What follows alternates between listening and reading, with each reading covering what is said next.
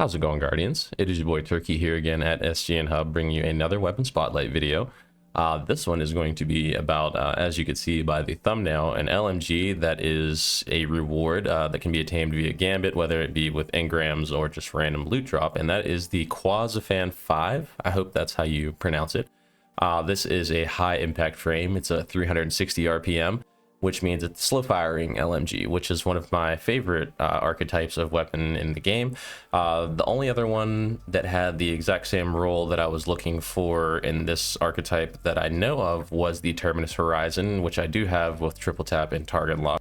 Not target lock. I'm sorry.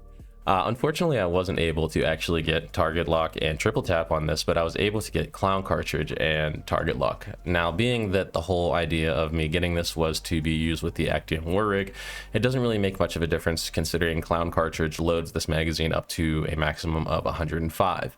And with Actium, the reload time, it perpetually reloads ammo into machine guns and auto rifles. The triple tap would have been more versatile for all of my classes instead of just Titan alone with Actium. But that is what it is. I've played a lot of games. I believe I reset my Gambit rank about 7 times, if not more. But I did not get the triple tap roll. Now let's go over some of the rolls that actually are on this. Whether or not this is something you're looking for, you can decide after the video. But if you're a fan of the slow firing LMGs, it's nice to at least have a direct source of a way to farm it. Granted, the perk pool for this thing is absolutely gargantuan. And we'll just kind of skim over the first aisle and then the second one of perks. So in the first row, we have dynamic sway reduction. We all know about dynamic sway, improves accuracy and stability while continuously holding in the trigger. Not really my role for PvE, which is really why I got this, but this is useful in PvP. I think the slow firing LMGs are really solid, so dynamic sway would probably actually serve you pretty well in PvP. Shot swap, final blows, build and store charges, which allow you to swap and stow this weapon at a faster rate. That's not exactly my particular perk. Maybe somebody else can find some utility, but not me.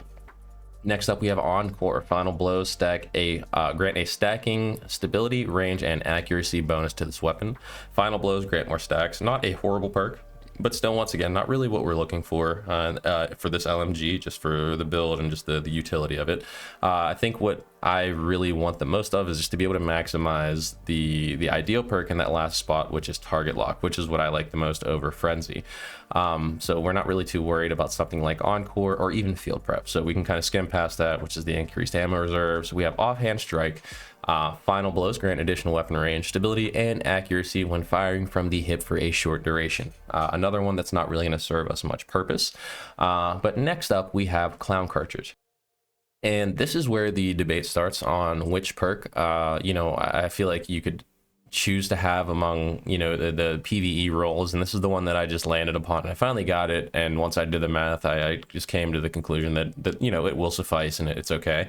Clown cartridge, obviously reloading this weapon randomly overfills it from reserves, and like I said earlier, this maxes it out to, I believe, a 105 magazine size. So if you're using Actium, you're going to be steadily reloading back up to not the 105, but you'll be reloading up to, I believe, I want to say 70. If I had the base mag with extended mag, you'll be reloading up to 70. So you'll get like 30 free shots with the clown cartridge, and then it'll start reloading up to 70 once you have that equipped, if that's what you're looking for.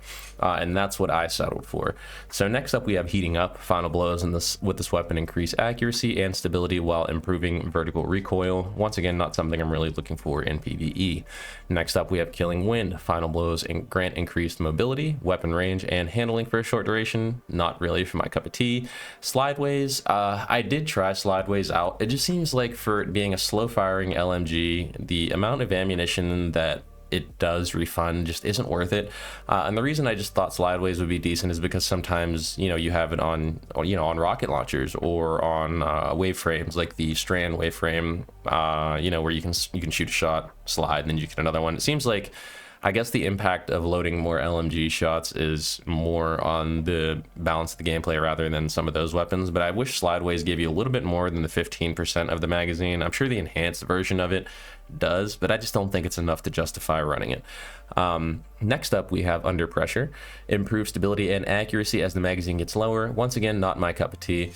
Now, this is the creme de la creme for me. This is some people would probably say clown cartridge is better just because of how much you get, but I I was really hoping to get triple tap and target lock, and I just gave up after a while. Triple tap, rapidly landing precision hits will return 1 round to the magazine. Now this is what we have on our Terminus Horizon, which is the same archetype as the Qua Xaphan. And that's what I was hoping to get, just because that damage amps up and it's pretty solid on a slow firing weapon, and just that paired with target lock is just, I just love it. I don't know, it's just an interaction that I've always enjoyed for DPS, and simple. I know LMGs aren't exactly popular right now, but if you are using Twilight Arsenal on your Titan with Actium, you throw your axes, you weaken the target, and you start dumping some rounds with this, and you have target lock, it actually puts out a relatively decent amount. And in some of the dungeons like Warlord's Ruin, I wasn't putting out like 6-7 million damage, but I was still able to do at least like 4.1, 4.2. Now that's just with just the LMG. That's just using just this LMG and the heavy drops that I could find. And just for PvE content, solo content, there's so many different places that you can integrate a low RPM LMG just for, you know, just for the game. If you want to find an exotic slot in your primary, your secondary, and you're not looking to use in your heavy slot, this is something that I think will serve your purpose for killing larger enemies, killing ads, and, you know, other yellow bars and what have you not. And lastly, we have surplus. We kind of skip out on that, and that's just one column, folks. That is the first column of perks. Now that, like I said, was just the first column, and now let's dive into the second column. And the second column, our first perk that we have available is Destabilizing Rounds, which is obviously final blows cause nearby targets to become volatile. So we have some synergy with Void, and obviously things like Grafalcons or things that interact with the Void verb. Next up, we have the desired perk, which is, in my desired perk is Target Lock. And this is just continuous damage, just gives you a buff over time that, you know, it caps out at, if I'm not mistaken, Target Lock times 5. And that ramps all the way up from 16 to roughly 40%, I believe, a 40% damage buff at the maximum stacks. And I just enjoy the kind of mindlessness of just shooting, holding your crosshair on the target, and just seeing that damage pop up. So that's what I was looking for on this one. Next up, we have High Ground, which, if I'm not mistaken, did get a buff recently. So if you refresh it, you are able to refresh that third stack, which is 25% damage buff. But I'm just not really too familiar with High Ground, and I didn't even get a roll to try it. Next up, we have Cascade Point. Final blows or sustained precision hits with another weapon increase this weapon's rate of fire for a short duration. Once again, not our cup of tea for this roll. Thresh, we're not reading that, brother. We don't even care. Next up, we have Frenzy. Being in combat for an extended time increases damage, handling, and reload for this weapon until you are out of combat. Now, this is another one that is somewhat debatable. I just feel like 15% isn't enough for me. I feel like that's a negligible damage amount. And it says after being in combat for 12 seconds grants 15% increased damage. Obviously this is an enhanceable weapon, so this, you know, be a little bit better, but 15% just isn't enough for me. And yeah, it can proc in your back pocket, but it's just not enough damage for me. Next up, we have Elemental Capacitor, where, you know, the different subclasses, but we're primarily focusing on just the Void aspect of it anyways, so we're not really too worried about an Elemental Capacitor. Next up, we have Wellspring. Kills with this weapon generate ability energy. This energy is divided between your uncharged abilities.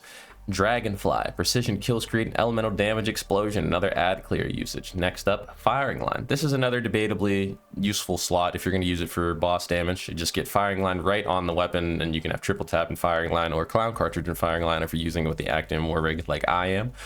This weapon deals increased damage, increased precision damage when 2 or more allies are near.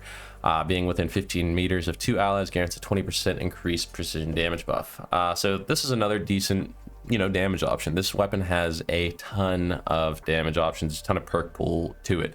And a lot of this video is just going to be me talking about it in the gameplay in the background, but luckily, folks, we're down to probably the last 2 perks, and that's going to be Rampage. 1, kills with this weapon temporarily grant increased damage, and the stacks cap out at 3.